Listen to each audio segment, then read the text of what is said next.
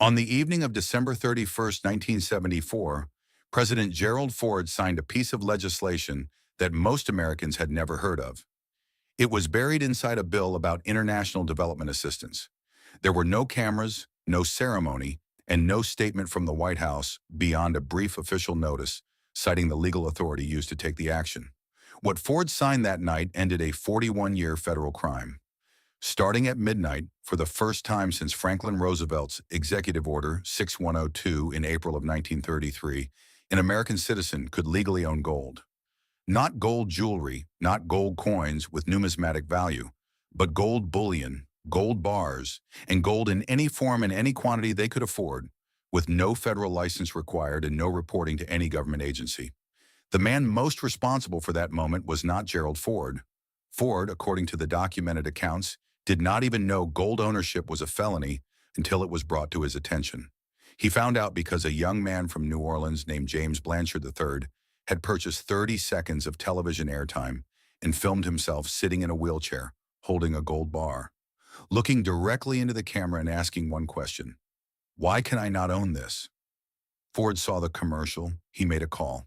The legislation moved. This account is about what happened next. And what happened next is one of the most instructive stories in the history of American monetary policy, because almost everyone got it wrong in almost every direction. The documented record of who came out ahead is not the story most people who know this period believe it to be. First, the context must be established, because 1975 did not arrive in a vacuum. On the afternoon of Friday, August the 13th, 1971, Richard Nixon convened a secret meeting at Camp David. 15 advisors attended, including Federal Reserve Chairman Arthur Burns, Treasury Secretary John Connally, and future Federal Reserve Chairman Paul Volcker, then Undersecretary for International Monetary Affairs, along with 12 others. The press corps was told the president had gone to Camp David to rest. However, the purpose of the meeting was not rest.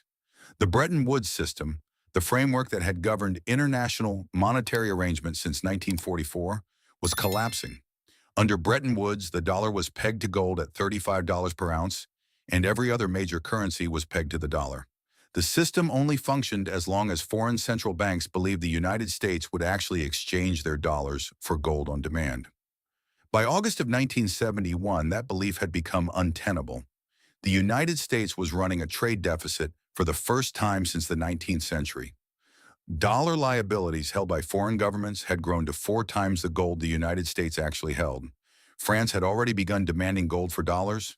Britain, in the week before Camp David, had requested the equivalent of $3 billion in American gold. A request that reached the Treasury just days before the meeting. The numbers did not add up and had not added up for years. The Camp David meeting was not a policy debate. It was the acknowledgement of a fact.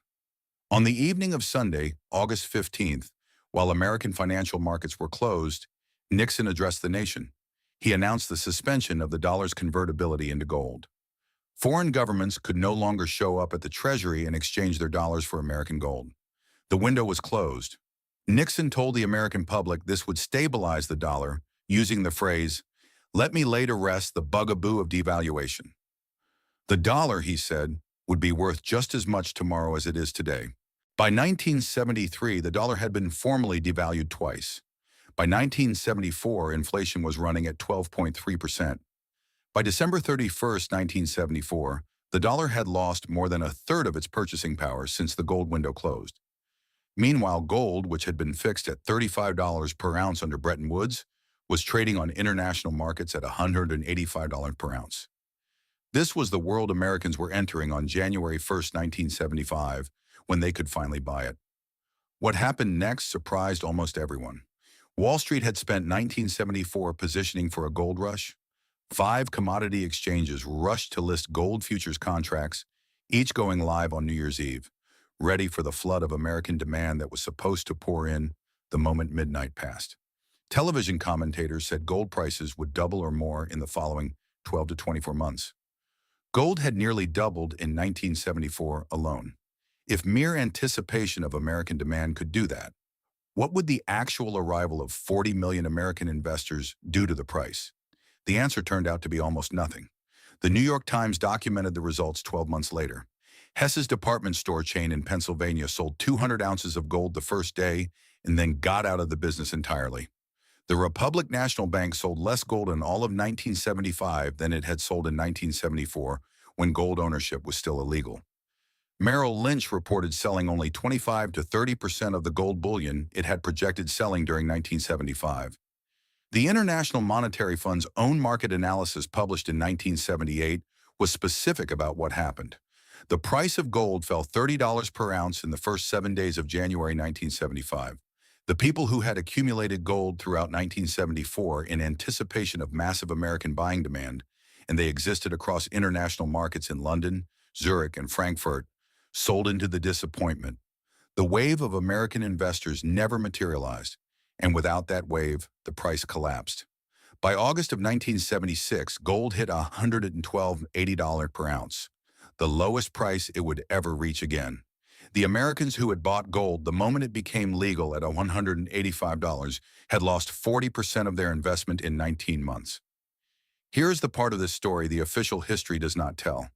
While ordinary Americans were either ignoring gold or buying it at the wrong moment, the Federal Reserve was doing something else entirely.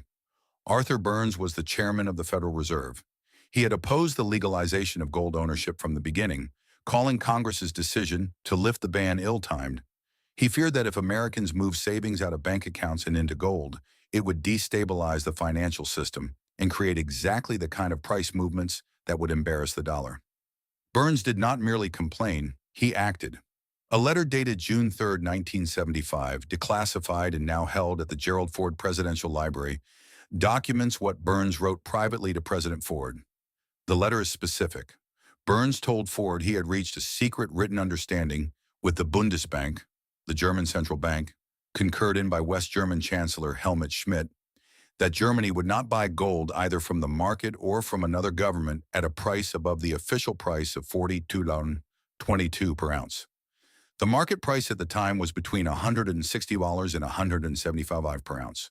Burns told Ford he was convinced the United States should resist any international arrangements that would allow central banks and governments to purchase gold at market-related prices. He was writing to the President of the United States to report that he had privately arranged with a foreign government to suppress the price of an asset that American citizens had just been given the legal right to own. The letter was not classified as sensitive because it was routine. It was classified because Burns knew what it described. The Treasury simultaneously announced it would sell 2 million ounces of gold from its own reserves to keep supply high and prices contained. The first auction was held January 6, 1975, 6 days after Ford signed the legalization order. The International Monetary Fund began its own gold sales in 1976. The Treasury resumed selling in 1978. The combined effect was a sustained, coordinated effort to ensure that the metal Americans had just been told they were free to own would not appreciate in price. This was the market Americans entered on January 1, 1975. Not a free market, but a managed one. Now, what actually worked? The first answer requires understanding what went wrong for the people who moved immediately. They were not wrong about the underlying thesis. The dollar had been debased. Inflation was real. The monetary system was fundamentally altered by the closing of the gold window. Every one of those things was true and remained true through the decade.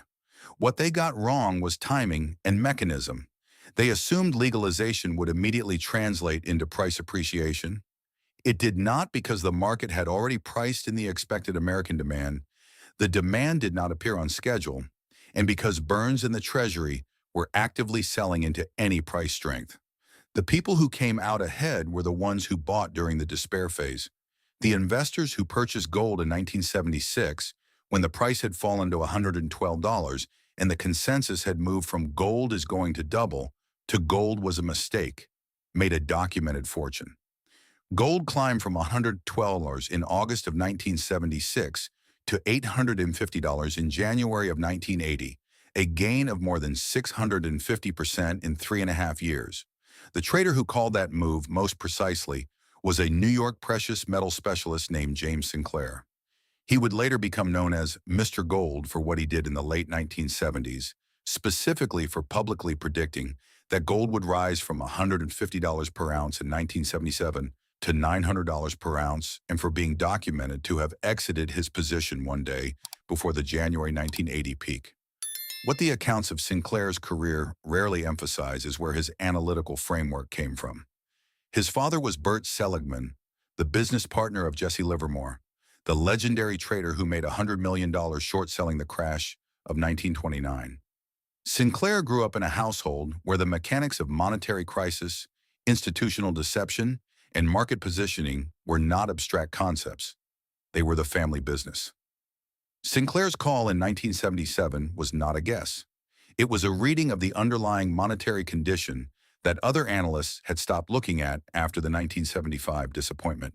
The dollar's structural problems had not been resolved. Burns's suppression had delayed the price signal, not the underlying reality. When Burns left the Federal Reserve in January of 1978 and was replaced by the ineffective G. William Miller, the suppression mechanism weakened. When Paul Volcker took over in August of 1979 and announced he would defeat inflation, regardless of the cost to employment, the market understood that the era of managed gold prices was ending. The underlying condition that had been building since 1971 finally broke through. The second lesson from this period is specific to the legalization event itself. Jim Blanchard, the man who forced it to happen, did not celebrate and walk away. He founded a precious metals and rare coin company in New Orleans in 1975. He started a newsletter called Gold Newsletter. He organized an annual investment conference in New Orleans that attracted 700 people the first year, though he had expected only 250. He built an infrastructure for the asset class that made it accessible, liquid, and documentable for ordinary Americans.